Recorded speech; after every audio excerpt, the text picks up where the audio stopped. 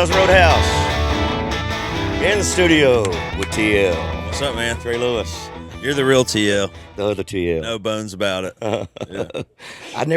Man, did you ever think that you'd be going by initials when you were growing up? I did never. No. I never thought that. No. My uncle, his name is Todd Lyles, and they always called him TL. So at what age is it comfortable for a person to be called sir? Yeah. Sometimes I'll be like talking to women, and I'll be thinking it's going like really And they good. go, yeah, yes, And sir. they hit me with the yes, sir, and I'm like, God, Yeah, they think I'm really old. I'm old. Oh, Yeah, it's done, you know. Oh, man. So I want to thank you for allowing us to use your Blackmagic beautiful cameras. We've had some issues with our cameras, and Junior's having some issues with the computer too. So hopefully he's got his stuff together. this right little there. card here got full, but we on the hard drive now, so we're good. Really? Hell, Yeah, yeah, card. I wasn't sure if we were doing the podcast this week or not, but when you called me, I was like, well, I was in it right. I was writing with Lee Miller and another track guy over at Sony, Chris Utley, and I was like, Tracy Lawrence is calling me, guys. I'm sorry. Did y'all write a hit? We wrote a great song. I don't know if it's a hit yet. Yeah. But it's a good song. Kind of hard to tell when you first write it. Yeah, but like, it's like you're like one of my, country music heroes, but like he's one of my songwriting heroes, That's cool, He's awesome. And I was like, I mean, you're great and all, but Tracy Lawrence is calling me. I got to go, Yeah. So, Well, I appreciate you And- putting me in your priority list, Yeah. man. And Am I in your favorites file? oh yeah, for sure. Without a doubt. Pinned to the top, Oh, whatever, man. It always feels like the last song you wrote's your best song, don't it? I don't know. The Day. last don't couple know. I wrote were awful. Yeah. Yeah, I usually don't like my songs. Like I like them until I put them out. Once I put them out, I'm like, I don't know. I always had a real hard problem with mine. I thought I was a good songwriter until I came to town, and then I met like Dean Dillon and Yeah. Bob DePiro and Yeah. Craig Wiseman and Paul Nelson. Man, Craig Wiseman is insane. I was looking at his like the songs he's written, Oh man, like through the decades. yeah, Yeah, I mean it's just unreal. it's unreal. He's And a genius. But he's done it in a way of like, he's not just like one thing. You know what I mean? Like I have writers in town that I write with. Like if I know what kind of song I'm trying to write, I'll go write with them. He's like a jack of all trades. Oh, absolutely. Like he's done the Texas thing. He's done the, more of like bluegrassy thing. And then he's just wrote like, those songs that like, when you listen to him, you're like, this is stupid, but this is awesome. He's a true poet. Yeah. That's what he is. He's the real Absolutely deal. true. And I think there's a lot of songwriters in Nashville that you can put into that category that Yeah. are real true poets, man. For sure. I think they're the last in the country. I mean, they're amazing songwriters in this town. Yeah. So I want to kind of get to know you a little bit better. You and I have made a friendship over the last few months or the last year or so, and I've had an opportunity to do your podcast. Yeah, man. What's the name of your podcast? DM Monday. See, now everybody can go watch all the other stuff that you got going on. Yeah. And but I want to learn about your family. How many brothers and sisters do you have? Well, I have a sister. We have same mom, same dad. Yep. And then my parents divorced when I was like 3. Gotcha. And then my mom remarried to a man that I also called dad too. And they were married until I was about 13. But my mom, when she got remarried, was like my childhood best friend became my stepbrother. So So it wasn't like the movie Step Brothers. at all. no. Did you touch my drums? Yeah, not at all. But we did fight, I mean, that's about, somebody asked me the other day, they're like, were you a fighter in high school? Did you get in a ton of fights? And I really didn't. The only fights I ever got in with were with him, like fist fights in public, And he beat my ass every time until the last time. We never fought again after that. But Sometimes it takes we're that. the same age, but he's like older than me, like he turns a year older, like 8 months before. Y'all I still do. close? Yeah, man, we talk on the phone every day. That's awesome. And then he has a little brother, and he lives out in Houston. He works for Hoare Construction. He's a good dude. Went out to his wedding. Your mom and dad, do you still talk to them? Yeah, so my dad passed away when I was 26. And then my mom's and my stepdad, yeah, they're doing good. So Alabama, what was your childhood like? You ride around drinking beer on the gravel roads and stuff, all that stuff. Yeah, I mean, I kind of grew up in the city of Birmingham, Really? Yeah, so like there's a bunch of other artists that are from Alabama, but I kind of grew up like in the inner city. But it's like when I tell people I was dating this girl she's from Philly, you know. I was telling her, I was like, yeah, I'm country, but I'm kind of a city boy, you know. And she was like, you're not a city boy, you know. She's like, drives through Birmingham. She's like, you know, you blink and you drive through Birmingham, you know. But so I grew up kind of in the city, but all my family is from the outskirts. So it's like I grew up mostly in the summers on the lake, you know, on the river and fishing and doing all that stuff. And yeah, I mean, I had a pretty good childhood. I mean, it was pretty normal, you know. I played. When did music come into play? So when I was 13 years old, I discovered marijuana and started smoking that. Yeah. And then I discovered drinking after that. So I started using drugs and drinking at a very young age. And I mean, you know, I got sober when I was 19. So a lot of people, you know, they're like, wow, when did you get sober? Like, do you even drink beer or like whatever? But for me, like alcohol and drugs, just like I tried it once and it just took my life over. I mean, it was bad. I mean, it was awful. I was in and out of jail. Like every time I got messed up, it was just like, I mean, it was just terrible. It was just an awful experience. There was no in between. I mean, there were some times where it was fun, but like finally got to a point where it's like I wasn't even enjoying that anymore. You know, it was like I was just chasing something that I couldn't even, I don't know how to explain it. I just couldn't overcome it. But yeah, I grew up in a small town, and we all started drinking pretty early too. I mean, it's not my kids didn't grow up the way that I did. It was a completely different environment for them, but it was a kind of a culture thing where we were, you know, and we all knew where to go get things, you know, whatever the thing was that you wanted. I mean, it's always around. So yeah, actually, now that I think about it, my sister is 2 years older than me, and I remember being young. When my mom got her first divorce, not from my dad, but the second one, when I was like 13, my sister was kind of like, you know, smoking pot and doing stuff like that. And I remember like being like, you know, asleep in my bed, and all of a sudden my sister and mom were in a fight, and there was like a domestic violence call, and the cops were in my house, you know. Wow. And I just remember back then always telling myself, you know, I'll never do drugs. Look what it does to families, you know. But I remember saying to myself, well, I'll drink alcohol because my parents do it and there's nothing wrong with that. And actually first thing I ever did was I got drunk and I drank 12 beers, and the guy that drank 4 beers got sick and threw up. And I always blamed him that was the reason that I got sick, because I smelt his puke, you know. Yeah. Not because I drank 12 beers, you know, the first time. But dude, it's like from the very first time I drank alcohol, we like threw up all over this house, like in the couch, in between the couch cushions, in the carpet. Like they had to get all new furniture. We were ruining this house. Oh man, you know, that's awful. Are you and your sister? But it wasn't my close? fault. Yeah, me and my sister are still she's 2 years close. older than you. Yeah, her and her husband own a deli down in Silicaga, and we're cool. We talk on the phone every now and then. So how about that Alabama-Tennessee game this year? Man, how about it? How about it? Yeah, I mean, Big Alabama fan? congrats. Yeah. You Auburn? Oh, you're not you're an Arkansas fan. I am. Yeah. I am both. I mean, I've lived here longer than I have anywhere else, but I expected a lot more out of Arkansas this year. They just didn't quite get it all together. Yeah, man. I mean, the way I look at it is like, you know, and with Georgia, you know, everybody up here is a Georgia fan. Everybody's from Georgia now, man. Yeah.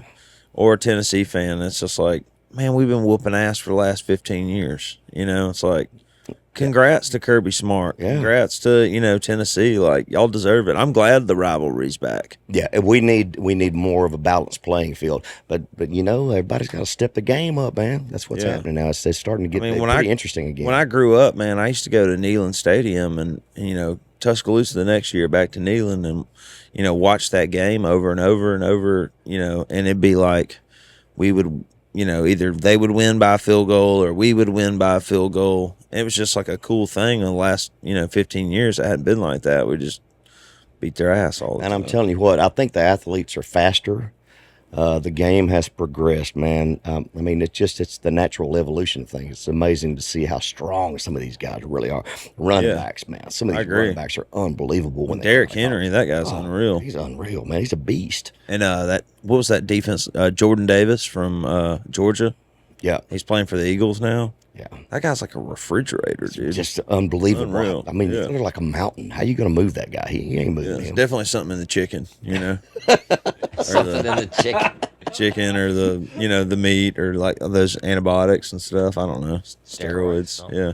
So how long you been beating around doing music? When did you pick up the guitar? So when I was 19, I went to rehab and lived in a halfway house for about 2 weeks. No, I lived in a halfway house for 6 months. I was in treatment for 2 weeks, and then after I got sober, I went to my dad and made amends. Like when I was out there doing what I was doing, I stole a bunch of money from my dad, and we just kind of lost our relationship. Yeah. And so part of my sobriety, me and him became like best friends, man. And we just, he was like, well, I don't want you to do anything, but, I just want you to keep doing what you're doing. That's what you can do to make it right, And after that, he was like, and what'd you say you move out of that halfway house and come live with me? So I went to live with him, and for the first time since I was 2 or 3 years old, I was living with my dad. So, but man, it took me a while to get it right when I first got sober. I was doing all kinds of dumb shit. Like my first job, I was making smoothies,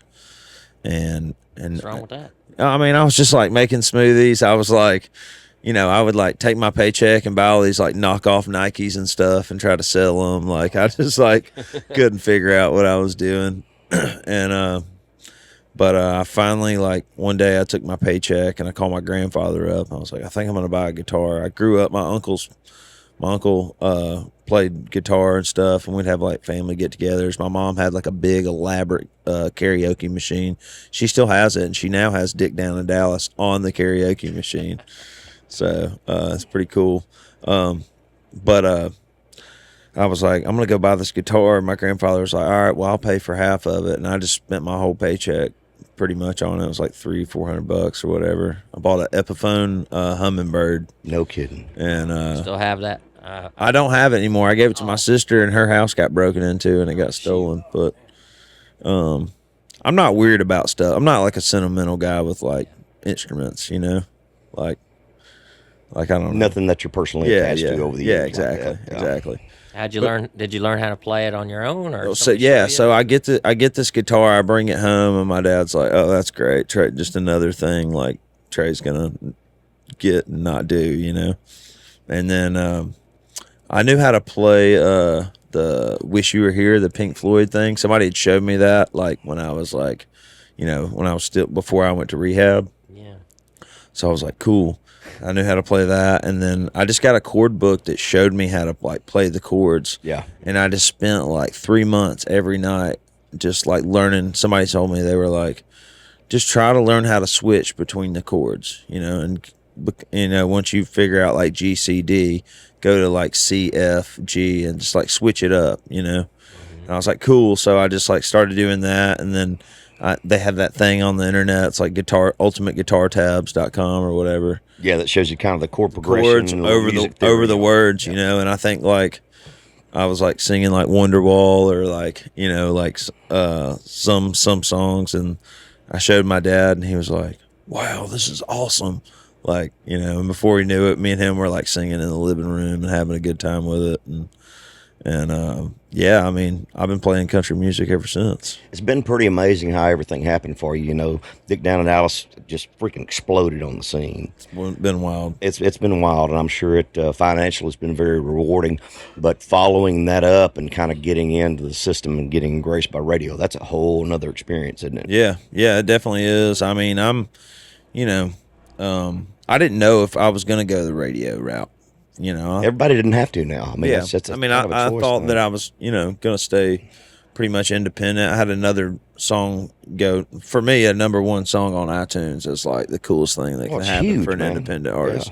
Yeah. So back in January, I had another thing kind of pop off on TikTok, and it went number one. It's called "Single Again," and it's like I'm single like a middle finger is what people call it, because that I put the bridge on when I wrote the song. That my co-writers were like, this bridge is too long. I was like, trust me, it's not. And that was like the sound that I put on TikTok that like popped off or whatever. So, but anyways, so it's been cool to do that. But like, I grew up listening to country radio. Yeah. So it's like deep down, the way I look at it is like, I had to go back and like, now that I've had success and like, I actually have like fans and people that show up to my shows, what did I want to do when I first started playing music? And what was that?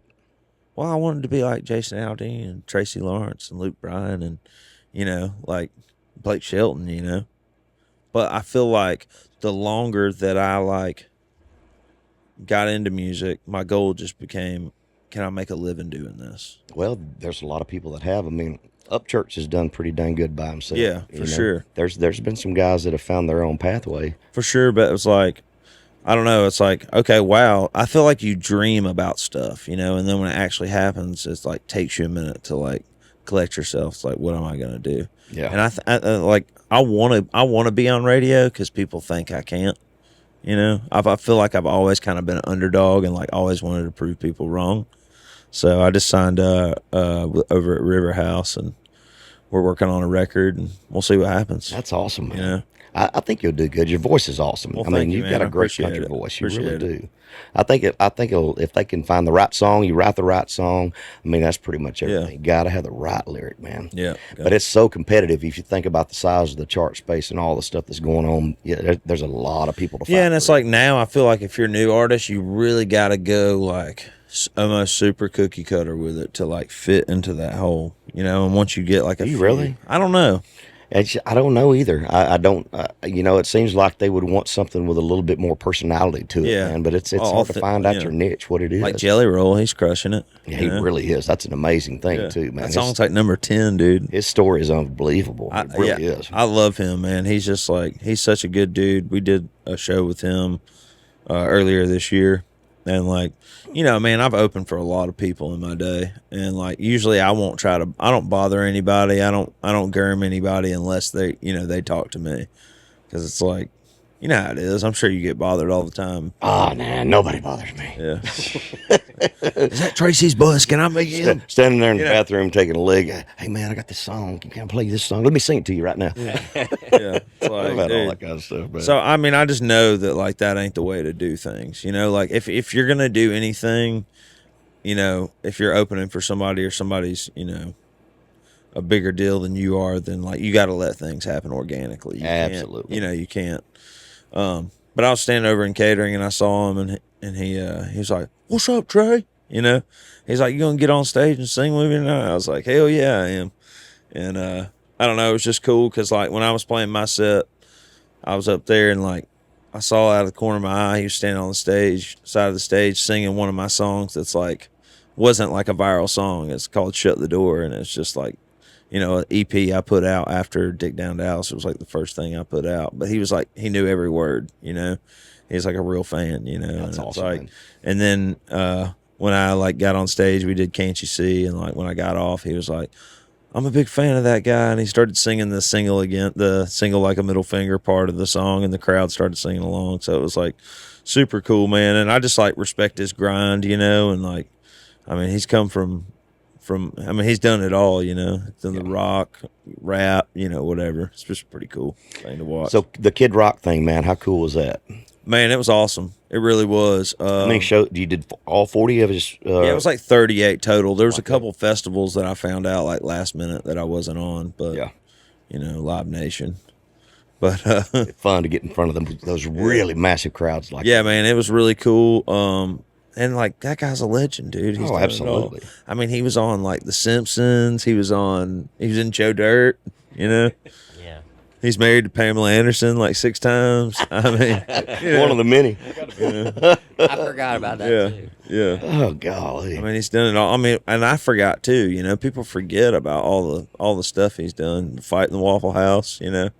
Yeah, kinds of he's stuff. never wanted to shy away from any kind of confrontation. Yeah. Yeah, I think he stirred something up with Oprah last week or something. Yeah. Yeah, that was a while back. Then somebody just like regenerated Well, that. it came around again somehow or another. Oh yeah, how do you say the guy's name? Bill Meyer. Bill Mayer. Bill Mayer. Yeah. He was on his podcast. It was great. I watched it the other day. I need to check that out. Dude, it's hilarious. Yeah, Kid Rock don't give a shit, man. Because He'll say whatever he thinks. they're both completely different people. But Very different ideologies. Yeah. So it was interesting to watch. I mean, he's a great dude, man. He does things out of the kindness of his heart for people that he believes in, and Absolutely. it's like, I'm at WME, and for my booking stuff, and and it was hard for us to find a artist to like go on tour with because of Dick Down in Dallas, and that was my goal going into last year was I need to get on a major artist tour, and like because I played the year before that, I played 120 shows of my own shows coming out of the pandemic. Yeah. So I was like freaking out in December, like, what are we gonna do? What are we gonna do? And then Kid Rock just like, I guess, heard my song at a party and was like, I want this guy on my tour as a special guest. He's going to come out every night and sing this song, That's pretty freaking cool, man. So it wasn't an agent, it wasn't any of the Nashville politics things. It was just all him. Just him out of the kindness of his heart, man. And just like, I want this badass song on my show, And like, I didn't have to travel with my band. I just got up there and played with, he gave me an introduction every night, and, went out there and played all those amphitheaters, and I mean most of those, I think all those shows were sold out or oversold. Wow, that's it's amazing. Crazy, man. When you walk on that stage, I'm used to playing like 2,100 2,500 cap rooms, and you walk out on that stage and you can see phone lights all the way up into the grass recording you singing a song. Yeah. And you get on social media and then you see the videos. It's just, to me, it's almost like breathtaking. I mean, 4 years ago I moved to town and I had a mattress on the floor and a TV, dinner tray as a holder for my TV. How quickly things can change. And an Xbox, yeah. So it's pretty wild, man. Yeah, but men don't require a whole lot, do we? No. We don't.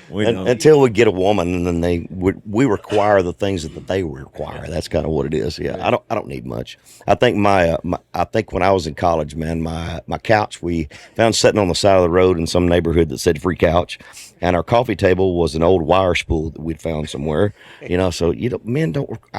My wife called me on the road the other day. She said, "Are you making the bed up in the morning?" I'm like, "Hell no, I'm not making it. No, we ain't doing all that. Doing all that. I'm just gonna go back to bed in it. What's the difference?" Yeah, I just put my mattress back on the floor. My bed was like all squeaky and stuff, so I just What are you doing in it? put it out. Well, you know what I'm doing, Yeah. Baby oil by the barrel, right? Yeah. Yeah, it was just squeaky. I just put it on the back porch, and I'm just back on the floor. But And sleeping good. yeah, I live with another artist. Her name's Ella Langley, and we're about to get a house, get our own place, and we lived with like two other songwriters. It was like 4 people in one house, which it was a bigger house, but I don't know. I think there's something different about 2 artists living together and songwriters, because like when you get home on Sunday, the last thing you want to do is talk to anybody. Absolutely. And the songwriters are like, listen to these demos I got back, and I'm just like, I'm good, man. But I'm gonna buy a new bed, and that's why I just kind of been waiting. I'm gonna get me a big king bed. There you go. Yep, something you can jump up and down on. Yeah. It's all about I don't know about you, man, but I love buying stuff. I got this Amazon addiction. I gotta quit. I tell my wife all the time, I think they should just dedicate one van to us just permanently that just comes to our house, because they're rolling in and out here every day, son. Yeah, constant. buying stuff. Yeah. Yeah, that's part of it, though. I mean, everything has changed since I was a kid. It's amazing how different things are, with Amazon and social media. Even when I became an artist and things started for me when I was just starting to tour, it's all the cameras and all the stuff that are out there now. It's just a completely different world. Yeah. I mean, do you do a lot of social stuff too? I mean, I do. Yeah, man. It's kind of active. I mean, and we, last weekend I had like a whole camera crew out doing just content, just to post social media, and you got to do that periodically. 15-second videos, but that was work itself. I was like, man, I need to, usually when I go on the road, it feels like a vacation from the grind of working in Nashville. Yeah. Yeah. It's like all I got to do is sleep in my bunk, get up and do sound check. Do sound check, and then play a show, and then I'm still at the point now where I'm still doing the meet and greet thing. So yeah. But I do that for free at all my shows. I feel like while I'm building, it's important to do that. Are you happy doing what you're doing? I mean, I'm so happy. I'm thrilled, man. I feel like I'm doing everything I ever wanted to, and that's like just having a chance to have a dog in the fight. Absolutely, just being part of the game, man. Yeah, just being part of it. Who's the coolest person you've met so far, man? I'd say you would be one. Not besides me. Kid Rock. Yeah. That was definitely cool. And I haven't really. I got to meet. I got to meet and go on the Paul from Wicked Tuna. You know that show? Oh yeah. Yeah, I got to go out on his boat. We played a show with Bob. Wicked Pissa. The Wicked Pissa. Absolutely. Yeah, The Wicked Pissa. I got to fish on the Wicked Pissa. We didn't catch a tuna though. But that was cool, man. You know, they say we're in the harbor and like, you know, The harbor. Yeah, it's like no Bar harbor. Yeah. But man, I'd say the coolest thing about all this and stuff is like the people that were with me, like when I was playing Mexican restaurants and like, you know, barbecue restaurants for like $100 and free food, are the people that are still with me. Yeah. And that's like the coolest thing, you know, because What did you say? The coolest thing was well, in the Mexican food restaurant and what? If you put your like headphones on, barbecue- Scott, you build it.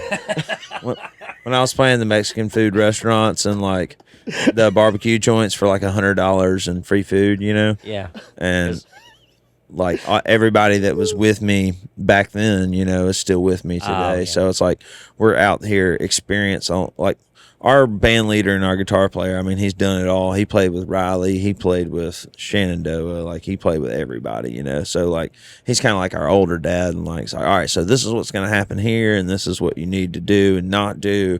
But everybody else, we're all experiencing it for the first time, you know, and like It's pretty overwhelming. A lot of things are. Yeah, And when you walk out on the stage in front of some of those massive crowds at these big festivals, it's pretty overwhelming. yeah, we just did some shows with a guy named Co Wetzel. You know who he is? I know his name, but Yeah. I know his music. Yeah, we just did some shows with him, and there was like, you know, that's a young crowd, and it was like 5,000 plus every night, and that was the biggest crowd I ever, you know, played for that knew like more than just one song. They knew like all my songs, That's awesome. so it was awesome. So, what's the first thing you indulge yourself with when you got some money?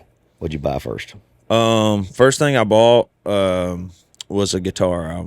I bought a Gibson 125th edition J45. Nice. Yeah, it was $5,000.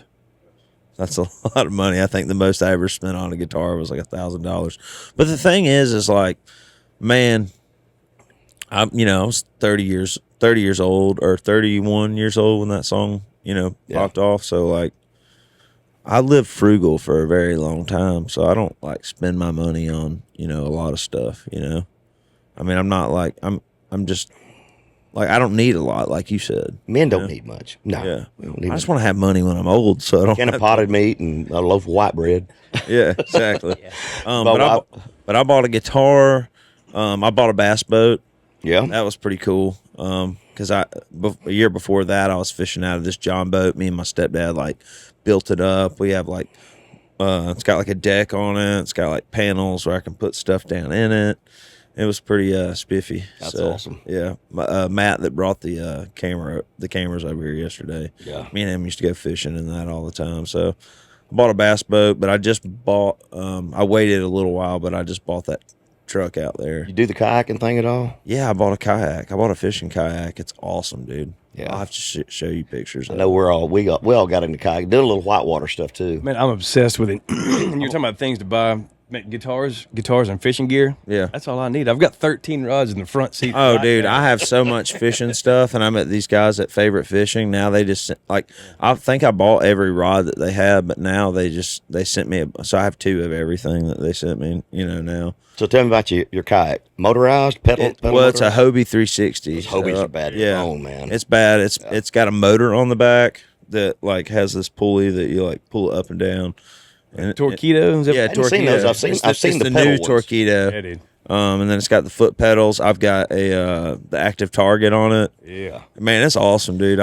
You ever watch those guys, man, that go out in the salt water, that go out in kayaks and catch those big things? Those guys are nuts, man. Yeah, I don't know. I mean, about all that. you catch like a big fish, a sailfish or something like 200 or 300 pounds in a freaking kayak, man. You might wind up 50 miles off the shore. Yeah, I mean that thing's pretty pretty sturdy, but I don't even know if I would fish in like down in Florida. That this place I go is called Beanville. Like they got gators in there, you know. Oh yeah, I'm tall, fat, and clumsy, man. I'll fall over. They and bump you, and knock you over in the water. ain't man. doing it. Yeah. Gators will tear you up.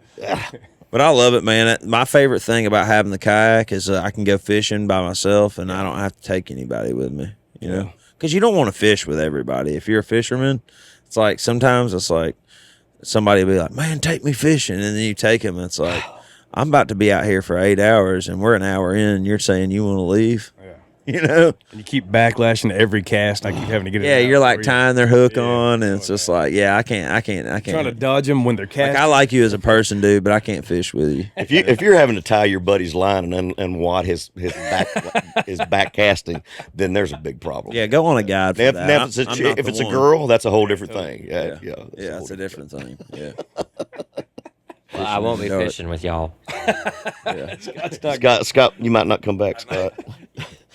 Yeah, I mean, if you're not a good fisherman, I would say the first place you need to go is just go fishing in a pond.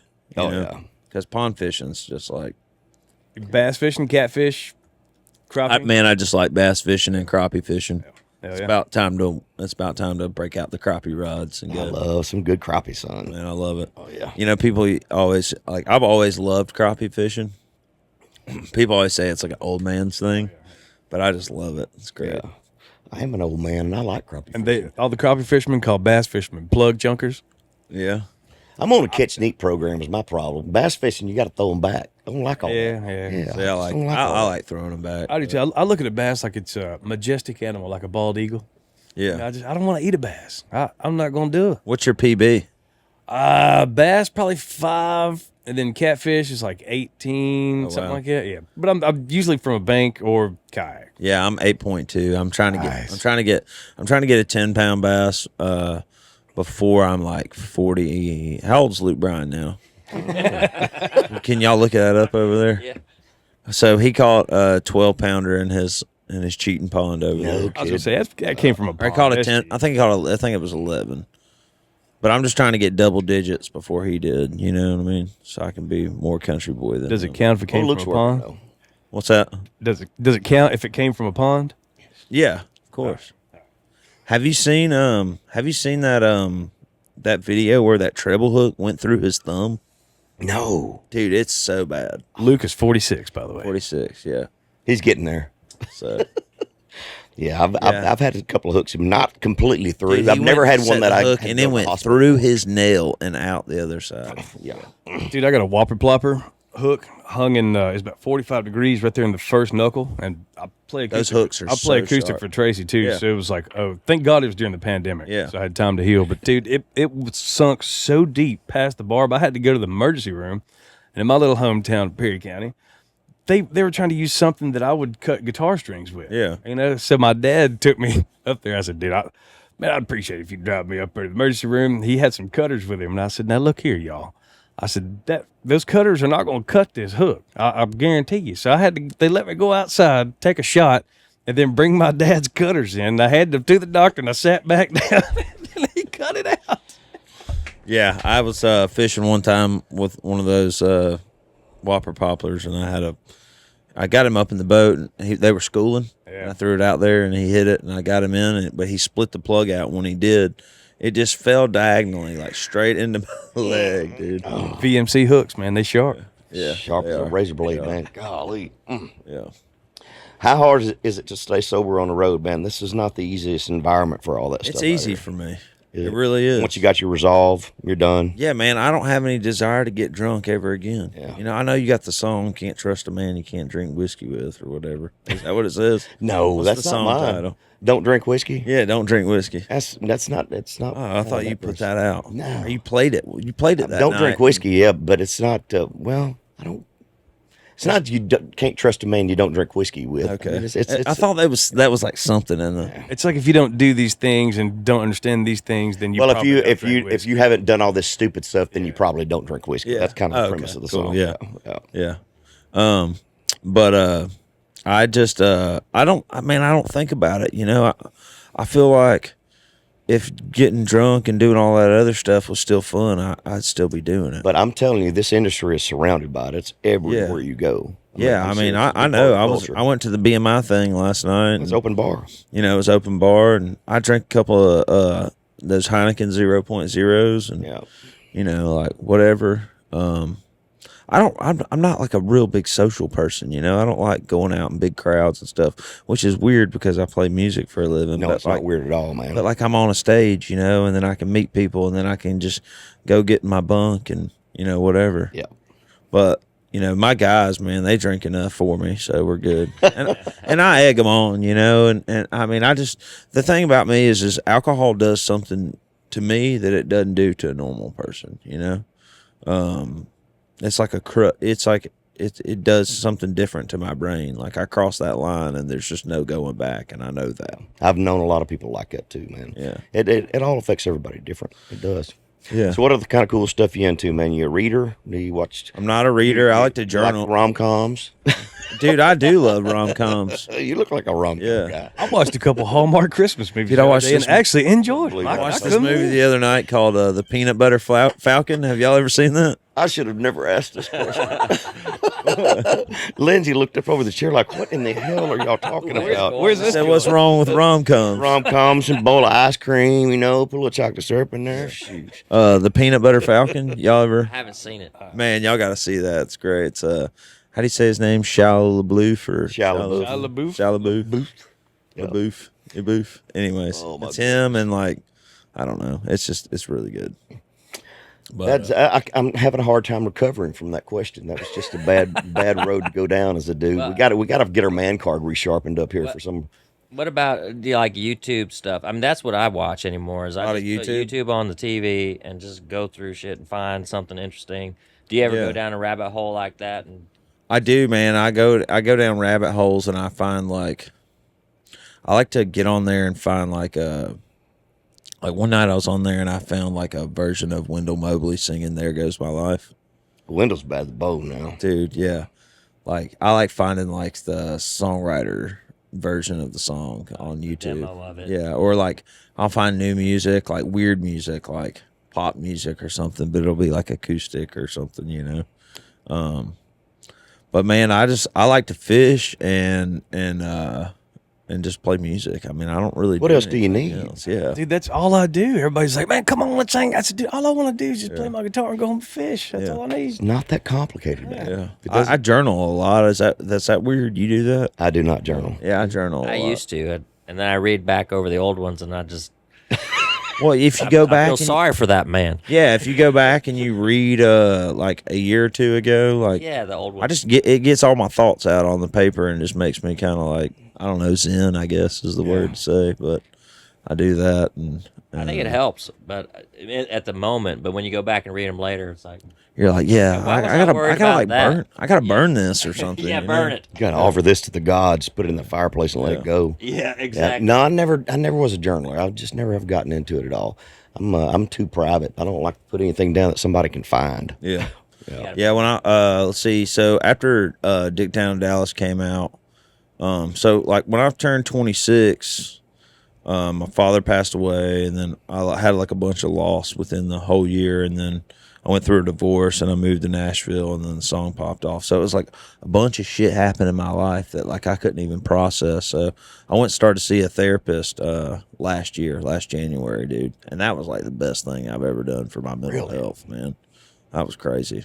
You know, I'm from the South, so like we don't talk about our men don't talk. Men about don't cry. Our problems. They don't cry in baseball. We don't talk about our problems or nothing like that. But man, that's been the best thing I've ever done. So I enjoy like just having real conversations with real people. You know about Me too. I do. like whatever it is, childhood trauma or just like whatever. So I think we all can find common ground because I think everybody has been through something like that. We all have some dark thing in our past that we're trying to kind of suppress or whatever. and the human brain, we all do. It's wild. It's a wild thing. And it's weird the things that you can block out with your mind that kind of pop back up years later that you forget about. It's amazing. Yeah. I mean, you can bury some stuff down in there pretty deep. I've buried a lot of shit deep. Yeah. Sometimes you just want to push it down and make it go away. Yeah. But as you get older and stuff, man, as you self-evaluate yourself and you try to grow, man, you got to kind of make peace with a lot of that stuff and realize that a lot of things from your childhood really weren't your fault. Yeah. And you kind of have to let that stuff go, man. Yeah, for it's sure. very important. I've had my turn with a therapist too. Yeah. Yeah, I like chasing women too. That's like my other. I used to. Same thing. Yeah. You're married, but I'm. So I've been in this like on and off relationship for the last 2 years, and now that's like finally over. Like we were hanging out one day, and we called each other the next day. I was like, "Yeah, let's just not do this anymore," you know. Yeah. So I've been. It's got to be hard dating out there nowadays. I know. Dude, it's so weird. So after my divorce, like there was like dating apps and like, you know. Did you ever do the Tinder thing? Or I whatever did, but it was just weird. I had a couple bad experiences with that. You know, one night I was like, there's this venue in Birmingham. It's called Zydeco. It's like a small club. It's like 500 cap. And I can't remember who was playing. I think they had like a radio show or something coming through there. And I was like, yeah, I'm going up to Zydeco. I'm friends with the owner and, you know, all that stuff. And I was like, come meet me up there. You know, I always say we'll get a drink because I don't, you know, like, even though I don't drink, I'm not going to make it awkward, you know. Yeah. And she shows up, and she was not the person that she was on her pictures, you know. Catfished. And, yeah, I was totally catfished. And I bought one downstairs. She wanted some Jaeger, so I went and bought her a shot of Jaeger, and I brought it to her. And she went to shoot it, and she just poured it down the side of her face. Like, she just completely missed her mouth. And like, I don't know, before she got there, I was like showing my friends the pictures. I was like, yeah, dude, this girl's coming to meet me. And then she got there, and they were like all hyped up about it. And they were just all looking at me like, and I was like, yeah, I got to go to the bathroom. And I looked at my buddy Jimmy, and I was like, yeah, man, I'm leaving. I'll see you later. And she texted me. She was like, I can't tell if you're into me or not. I was like, I'll be honest with you, I'm not. And I got to go. I left. So I'll see you later. Yeah, I can't imagine trying to date in this day and age with all the social media apps and all that stuff. It would be a really weird thing. I just don't understand it. Yeah, I mean, I've pretty much given up on like love, you know. I think that. No, man, you can't give up on love. Well, like, here's the thing, man. I got a good life. I got a good career. You know, I got great friends, but maybe that just ain't for me, you know. You just have to find somebody that you're willing to give half your shit to. and be okay with. It'll be fine. Already done that once. I don't know if I'm gonna do that again. Yeah. So let's get back to music. Back to music. Yeah. What's you working on a full album now? Doing a full album. I think I'm gonna put out a 20-song album. Really? Yeah. Write everything? Not all of it. Yeah. You know, I think best song wins. What do you think? Amen. Best song should always best song win. wins. Absolutely. And make your own stuff stand up to the things that you find, but kind of weave it all together. I mean, you definitely want to have your own presence on there. I think that's very important. Yeah, we went. We've been having these song meetings where we sit around with the A&R team and listen to songs. And you know, my manager, he's not like your normal Nashville manager. You know, like I feel like Nashville managers, like they know everybody, and like, you know, like when I met my manager, I was like, yeah, I wanted him to manage me, and he was working with like a jam band out of Birmingham. And we met every day, or not every day, but once a week for about a month. And he was like, well, man, I really don't know anything about country music, but I like you, and let's do this, you know? So, like, a lot of the things that we've kind of learned together over the years. Yeah. You know? And he knows the business really well. He owns a production company, and he's great, you know, for that. But, like, as far as, like, the Nashville stuff goes, we've learned a lot, you know, together. And you know, he doesn't say anything about the music stuff because that ain't, you know, his thing, and that's not his lane. But we were in this meeting, and I have this song. It's called Troublemaker, and we were listening to all these songs, and he was like, "What about Troublemaker?" And it's a from the heart song. I wrote it about just basically about my story, you know. And he goes, "What about Troublemaker?" And I was like, "Yeah, let's play that." And we played it, and we're sitting there with Rusty Gadsden, Sony, and, you know, everybody else. And, you know, I mean, I've turned in so many songs as a songwriter. I mean, I turned that one in a year and a half ago, and nobody said anything about it. We're sitting there listening to it, and, you know, if we make it to the second verse, you know, you're really on to something. Yeah, if they don't turn it off immediately. Yeah, they don't turn it off immediately. And Rusty goes, wow, this is really good. And Rusty's like the number one that will tell you if this song, you know, it's like if it ain't it or not, you know. So, like, it had his approval right then and there. And then, you know, Lynn was like, this is the title track of the album. Really? It's like, but she was like, we're going to rename your fan club the Troublemakers. And, you know, like, I don't know. It was a cool moment for me because it was like, that kind of song is my heart, like as far as like a songwriter. And I know that's kind of weird to hear because, you know, I'm the dick down in Dallas guy at this point, but I write the kind of songs I write are from the heart and they tell a story, you know. And well, we had talked about that particular song before, just what a fluke thing it was, the way that it just kind of happened. It was a joke. It was just a joke. It really never was intended to be anything, and it just kind of happened by itself. Other than it was just a bonfire song during the pandemic. I mean, our friends. But I don't know. It was just like that cool moment. It's like, you know, my manager might not know about, you know, some things, but like, and, you know, he doesn't really say much in those meetings, but he was like, he just threw it out there in a non-egotistical way. He was like, what about this song? And like, that was the song that like, you know, we're kind of building this project around. So it was kind of cool. It's like, you know, he might not know this, but he knows his artist and he knows my heart. And man, that was really cool. Yeah, there's some good song people in town too, man. It's sometimes it can be hard to find outside songs that really suit who you are too, as you go around to publishing companies and stuff, till they really identify who you are. They think your niche is like gimmicky songs or whatever. Trying to find real, true hardcore country or something that really fits you. Sometimes you just got to break down and write it all by yourself. Yeah, you really do. Yeah. Yeah, that's tough on me too, because like the drinking thing, you know, like I don't mind touching on drinking, you know, but it's like I'm not really like, yeah, I'm getting drunk tonight, because I'm definitely not, you know. Sounds like a hit on my tailgate's down on my truck. Yeah, we cover Luke Combs. We have this like drop D section that we do in our set. And it's like I sing "Beer Never Broke My Heart" every night, and I'm just like, but beer did break my heart, you know. But, you know, whatever. I mean, you got to have those up-tempo songs and songs to get the crowd pumped up. So, like, but it is tough listening to songs. I'm like, yeah, I probably wouldn't say that, you know. Yeah, and it's got to be a personal thing, too. It really does. I'll give you, for example, and you don't realize when you have a massive hit on the radio how much it affects all the people that are in your life. Mm-hmm. You know, when I recorded and released Time Marches On, the repercussions of it never crossed my mind. My dad hated that song because because people thought that I wrote it and that it was a true life story about my family, and that he had a girlfriend in another town. He hated that song just because of that line, because he got questioned about it all the time. Yeah, and so it translates to much beyond what you think it does. It's pretty crazy. I guess I never really thought about that, but that makes a whole lot of sense. You know, especially in your day.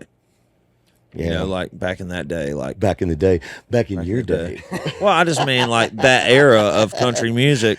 Like nobody knew that the artist didn't write the songs. You know what I mean? Oh yeah. When I grew up, I thought George Strait like wrote all his songs. Yeah, I mean, and really, I mean, you kind of think that, and the road band played on all the records and all that stuff too, and that's just not the way things are in this town, especially now. Even in the rock and roll world, it's not that way. Yeah, now a lot of artists do write their own songs, you know, but some of them don't. I feel like, I don't know. I hate that. I mean, it's like you said, the best songwriters are here in Nashville, Tennessee. Yep. And it's like I hate the fact that, you know, just because if an artist, if his name's not on it, then he won't sing it, you know. But I feel like with Morgan Wallen and a couple other people, you know, like people are getting back to cutting the best songs in Nashville. I think so too, and I think you can feel that in things that are going on in the format too. I think it's starting to get strong again. Yeah. You can hear stronger lyrics out there that are really kind of cutting through. Yeah, for sure. It makes a big difference to me, because I thought we'd lost country for a while. I thought it just got way too pop. But then you got guys like Hardy that are pushing that metal edge on the other side of it, which I personally dig a lot. Dude, I love it. I think Hardy's the best. I think you're right. I think people are going to be trying to recreate what Hardy's doing for a long time. Yep.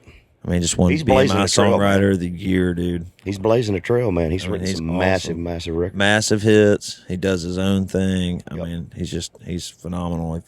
He has a way to say things that, have been said, but, like blow your mind, No kidding, man. And it's, but there's so many talented people out there these days. Lainey Wilson's killing it, man. Dude, she's awesome. She really is awesome. Well, looking at the charts the other day, she's got 2 songs just climbing up the charts. How cool is that? It's pretty amazing. Yeah. It really is. It's awesome. It really is. So what do you do for the holidays, man? You going back home? I'm going home. Yeah.